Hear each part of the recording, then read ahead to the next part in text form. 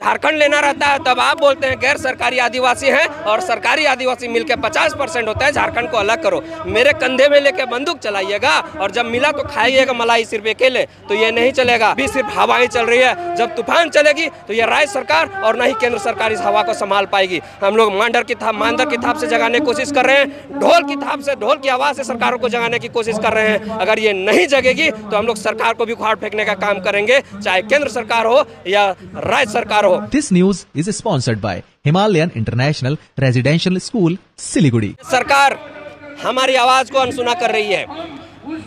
अगर आप 1885 से 1990 के बीच में एच रिजले जी का जो सर्वे आया, उन्होंने जस्टिफाई किया था कि कुर्मी समुदाय अनुसूचित जनजाति है। उसके बाद अब 1913 को देखिए, वहाँ भी हम 13 अनुसूचित जनजातियों में शामिल थे। 1931 में देखिए, 1950 तक हम सब ओरिजिनल में थे, हम लोग अनुसूचित जनजाति में शामिल थे, 13 जनजातियाँ। लेकिन 1950 में साजिश के तहत हमें बाहर फेंक दिया गया और सिर्फ 12 लोगों को अनुसूचित जनजाति में रखा गया। तो वहाँ कहीं ना कहीं साजिश थी, और वो साजिश इसलिए थी क्योंकि जब देश आज़ाद हो चुका था, सरकार की नज़र पूरे झारखंड में थी। हमारे झारखंड में संपदाएं थी, कोयला था, खनन था, बड़ी बड़ी कंपनियों को डिप्लॉय करना था, तो उनके पास जमीनें नहीं थी। और सबसे ज़्यादा जमीनें आज कुर्मी समुदाय के पास थी। तो उन्होंने साजिश के तहत कि अगर इनके जमीनों को अधिग्रहण करना है तो इनको उस अनुसूचित जनजाति से बाहर फेंकना होगा, और सिर्फ 12 अनुसूचित जनजातियों को रखा गया और कुर्मी को उससे बाहर कर दिया गया।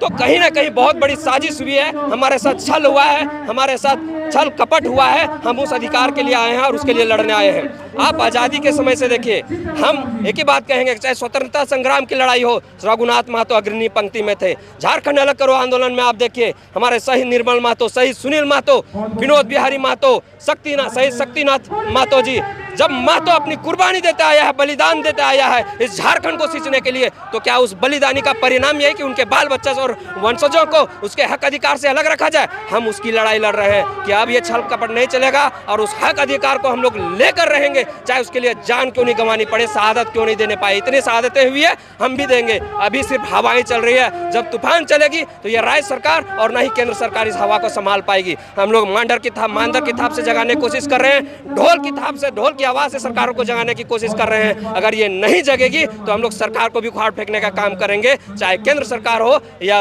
राज्य सरकार हो। और एक बात और बता देना चाहता हूँ, जो इस मांग के विरोध में कुछ जो असामाजिक लोग, जो विरोधी लोग थे, उनको मैं चेतावनी देना चाहता हूं कि कहां है आपके पुरोधा, कहां है आपके अर्जुन मुंडा, कहां है आपके बाबूलाल मरांडी, कहां है आपके हेमंत सोरेन। जब रघुवर दास की सरकार थी तो उस समय अग्रणी पंक्ति में सबसे पहले लाइन में हेमंत सोरेन जी ने साइन किया था स्कूल में, जो कुर्मी समुदाय को एसटी में शामिल करने के लिए। तो जब उनके बड़े नेताओं को सच्चाई पता है कि इनका हक अधिकार इनको मिलना चाहिए, लेकिन कुछ लोग जो अनजान हैं, नाबालिग हैं, जिनको चीज़ों की पता नहीं है, वो लोग आज लोगों को बरगलाने का काम कर रहे हैं, दो समुदायों को बांटने की कोशिश कर रहे हैं और अपना चेहरा चमकाने के लिए सिर्फ युवाओं को भड़काने की काम कर रहे हैं। जागरूकता का कार्यक्रम है, किसी का जवाब देने का नहीं है।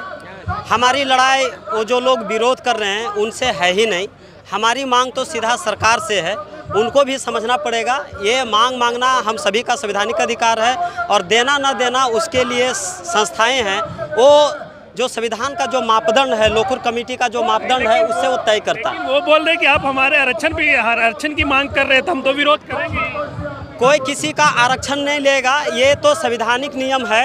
आप किसी भी स्टेट को उठा के देख लीजिए, जितनी एसटी एससी की संख्या है उसके अनुपात में उनको आरक्षण प्राप्त है। कुछ दिन पहले, 2-4 साल पहले कई सारे समुदाय एसटी में नहीं थे, लेकिन जब वो आए तो आरक्षण को 24 से 26 किया गया। तो अगर हम आएंगे तो संख्या के अनुपात में हमको भी आरक्षण मिलेगा। ये तो संवैधानिक अधिकार है और उसके तहत हमको मिलेगा, तो हमको किसी के अधिकार से कोई मतलब नहीं है। वो अपने अधिकार को सुरक्षित करने के लिए ये मांग कर सकते हैं कि ST1 के तहत उसकी आरक्षण सुनिश्चित रहे, सिक्योर रहे, और हम जो आएंगे हमें संविधान के दायरे में मिलेगा, हम उसमें रहेंगे। तो हमारी लड़ाई किसी का अधिकार छीनने का है ही नहीं, उनको समझने का भूल है। आदिवासी अस्मिता आज खतरे में है, उसको अपने समस्याओं पर लड़ने के बजाय बिना मतलब के हमारे ओर लड़ रहे हैं। लेकिन वो हमारे भाई है, उनसे मेरा किसी तरह का कोई गिला शिकवा नहीं, जरूर उन्हें समझ में आएगा। हम तकरार करने वाले नहीं हैं, भले वो जहर उगल रहे हैं, हम चाहे तो जवाब दे सकते हैं, लेकिन हम इस माटी के आदि बसिंदा हैं, हम इस माटी से मोहब्बत करते हैं, इस माटी के लिए संघर्ष बलिदान किया है। हम आपस में नहीं लड़ेंगे। हमारी लड़ाई सीधा सरकार से है। उनको जो भी कहना है वो कुर्मी समाज को गाली गलौज ना दे, वो सरकार को दे, अपनी बात रखे, उसका ये राइट है, बिल्कुल वो करे, लेकिन टकराने वाली बात ना करे। ऐसे में न वो रहेंगे न और कोई रहेगा। यहाँ सबका मकान है। यहाँ कोई एक राहत इंदौरी का बहुत बढ़िया शायरी है, मुझे नहीं मालूम। तो जब टकराहट नफरत होगी तो सभी आएंगे जद में। यहाँ किसी का पूरा डायलॉग याद नहीं है, लेकिन कहना यही है कि नफरत ना घोले।